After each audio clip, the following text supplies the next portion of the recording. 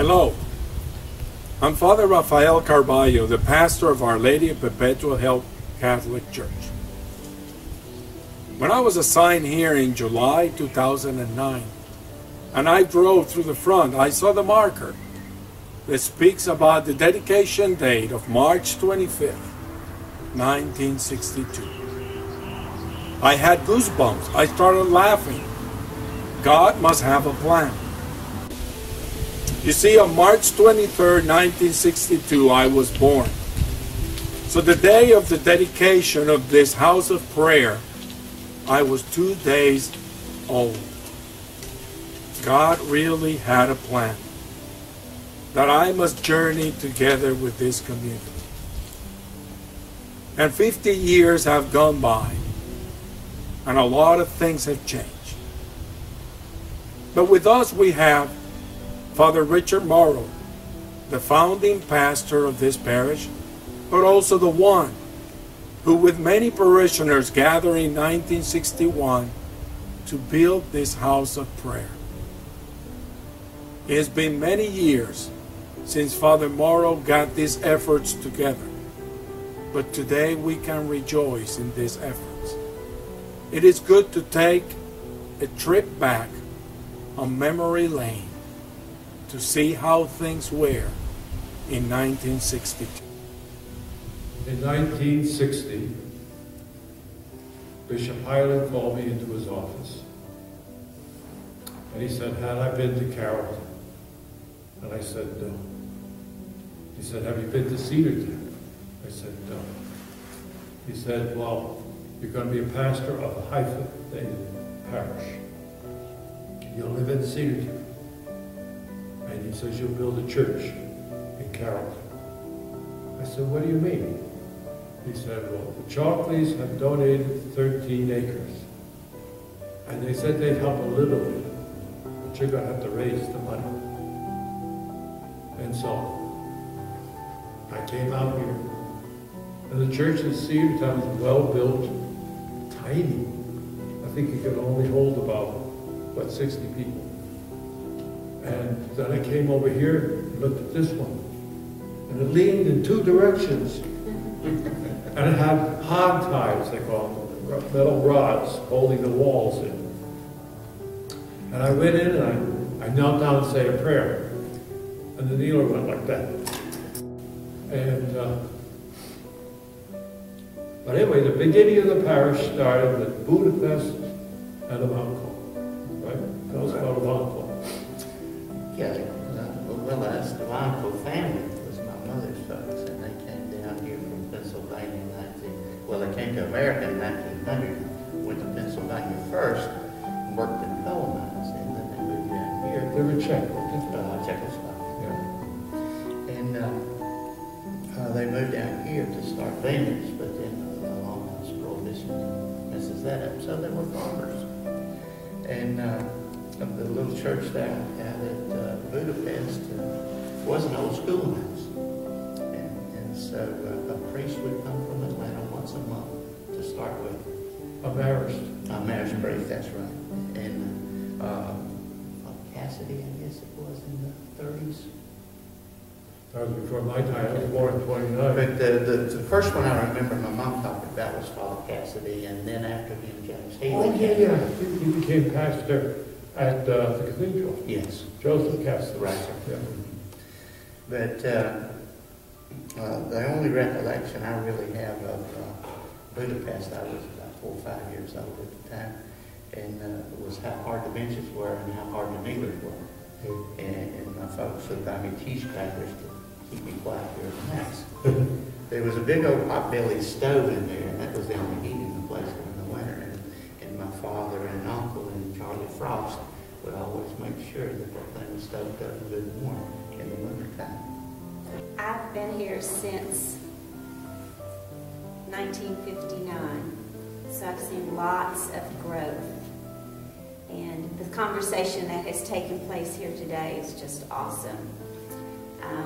To sort of validate our beginning and how we started out small and have continued to experience such a wonderful growth and such a diversity in our parish too. But growing up in Carrollton back in the 60s, when I was in high school, in junior high school, I had 2 girls my age who were Catholic. And that was it. It was, the Malloys were here at that time. And the Frosts. Okay. So those 2 girls were my age. And now I look, and the young people today, are lucky, and they have lots of Catholic friends that they can associate with at school. Well, thinking about this interview coming up, not knowing what you were going to ask us about, and I'm just trying to remember things. And I just realized that this is so much a part of who I am. And it's my history, it's my present, and it's my future.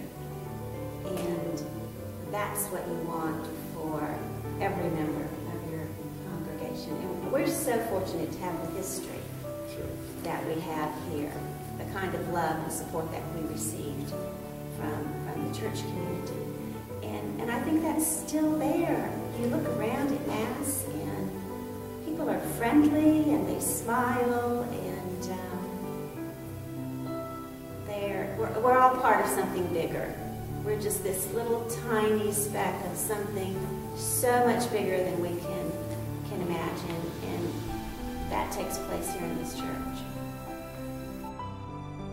What this means to me, this anniversary here coming up, it just means that that I'm here and I'm part of it, I guess. I mean, after all the years and the struggles and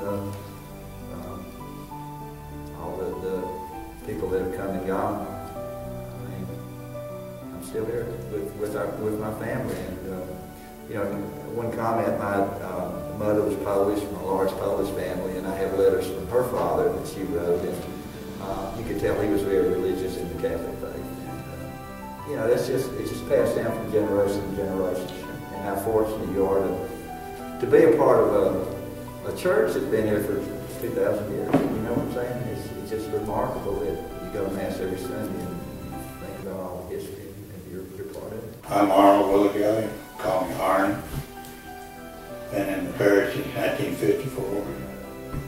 And I'm Virginia Willigelly, and I've been in the parish. I was baptized in December 1954 by Father Charles Duke in the little white church that was on White Street then, but it's on the campus of West Georgia now.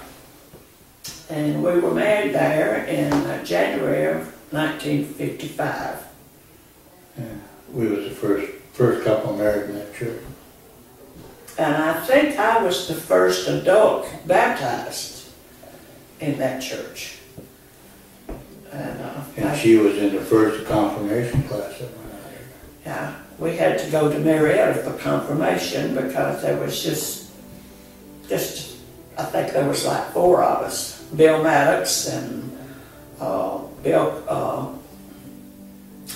Larry Brooks and Ann Brooks and myself.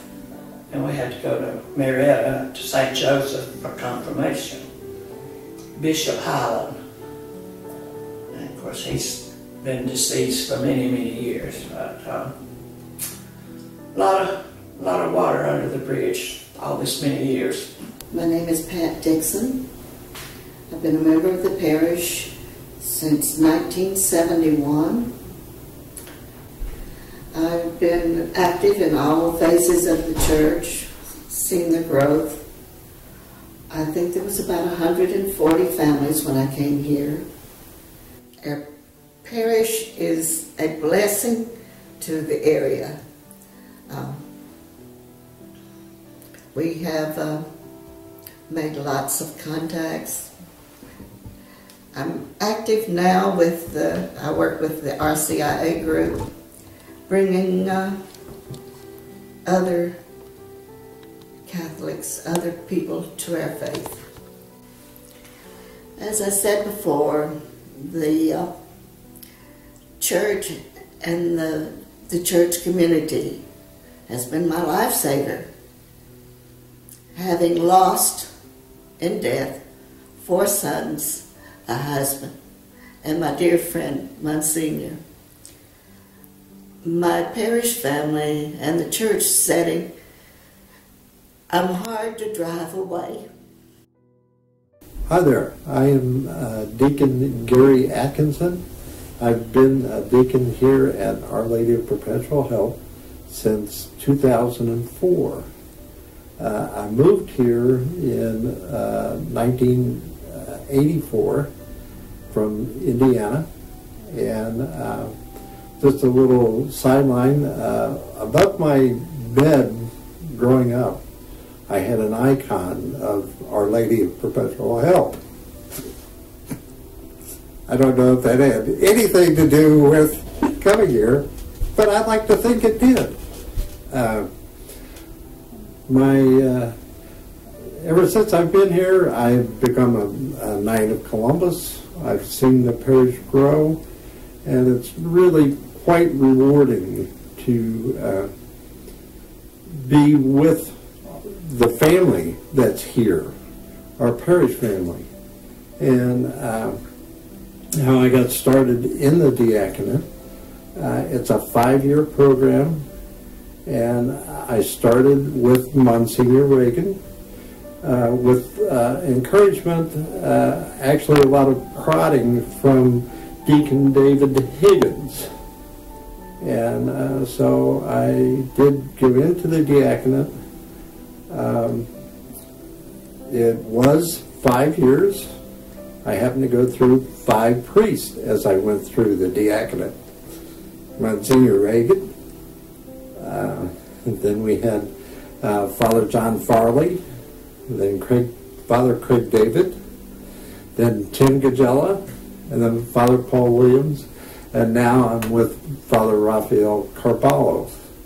So it's been, I'm sure it's not me that was the cause of all these priests coming to our parish, but it was really gave me a lot of growth in my who I am today as far as being the deacon. Some of the duties that I do is I do baptisms. As a deacon, I can do 3 of the 7 sacraments. I can marry, I can baptize, and I can bury. Or like they told us on the first day, I can match, hatch, and dispatch. My name is Alan Talley, and I have been a parishioner here at Our Lady of Perpetual Help since the year 2000. I came here then and was serving as the Director of Religious Education and served through the year 2005. Also was the youth minister.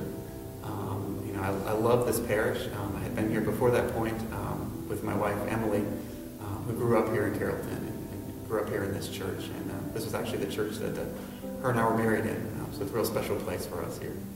I'm in the application process for the permanent diaconate, and I have for years now felt a really strong calling toward the diaconate. And several months ago I received a letter that my name had been put in there as a nomination for it to the Archbishop, and requesting that I seek acceptance into the program. So I'm in the application process, and it's really strongly from a desire to serve.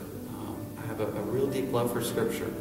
I've had that since college, and I want to be able to share that with the people here at our parish. And I love teaching, and I love to be able to preach as well. And just to be able to kind of really get back to this community in a real special way. And my wife Emily has been very supportive of the whole process. And it's definitely something I wouldn't do without her. It's just a real wonderful way to give back.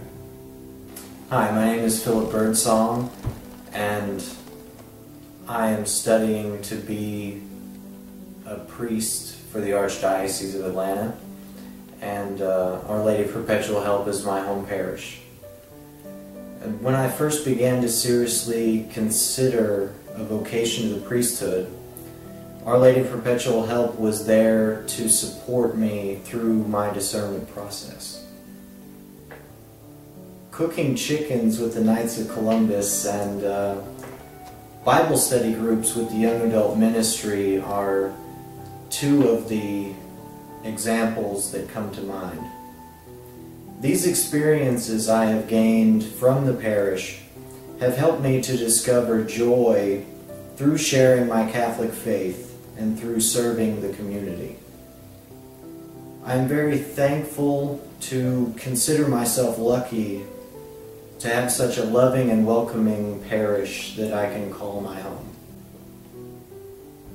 Hi, my name is Timothy Broder, and currently I'm doing my pastoral year here at Our Lady of Perpetual Help. And I started thinking about my vocation and becoming a priest about 2.5 years ago when I was a sophomore in college. And right now I'm a senior in college trying to finish up my last semester.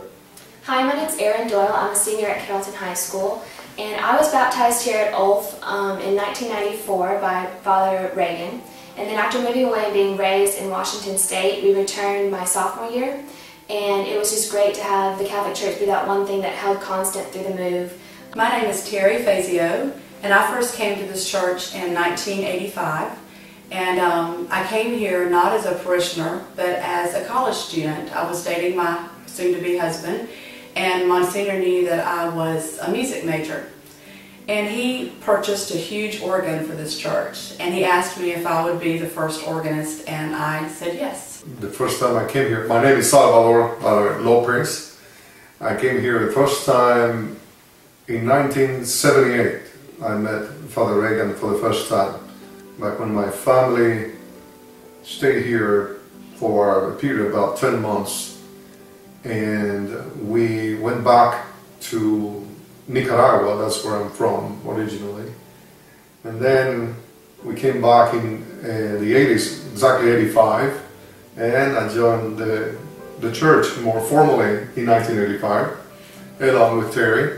When I became Catholic here, there was no RCIA program at the time. You just had to go meet with the priest one-on-one and have weekly meetings until I remember my confirmation and First Communion was just at a Saturday evening Mass. And it was just me by myself, just a random day, nothing, no Easter Vigil, and that's how it was then. We used to meet in the, what do you call that, crying room? The crying room? Mm-hmm. The crying room. And we were so few that we fitted in that small room. And then we moved to the big church, to the church, and there were only maybe about 5 pews every time we had Mass. And little by little, the community increased and increased. And what I recall from 85 is that there were very few Hispanics. Some few, the Nicaraguans were the majority at the time. And then we had some community of Mexicans, people from Mexico were the second group. And very, very few Cubans, some Cubans. And I think that's what I remember. As pastor of this community, there is a lot I see. And one of the most beautiful things I see about this place, about this beautiful parish community, is the diversity in this community. Children from all races, children from all backgrounds, they meet here together, not only to play and to learn, but also to pray together. See many of these beautiful faces that have come from Georgia, from the north, from the south, from the east and the west.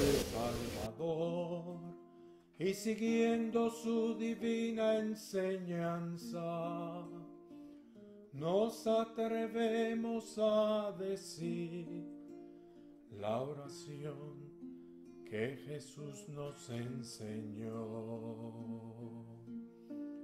Padre nuestro que estás en el cielo, santificado sea tu nombre. Venga a nosotros tu reino, hágase tu voluntad. En la tierra Danos hoy nuestro pan de cada día. Perdona nuestras ofensas, como también nosotros perdonamos a los que nos ofenden.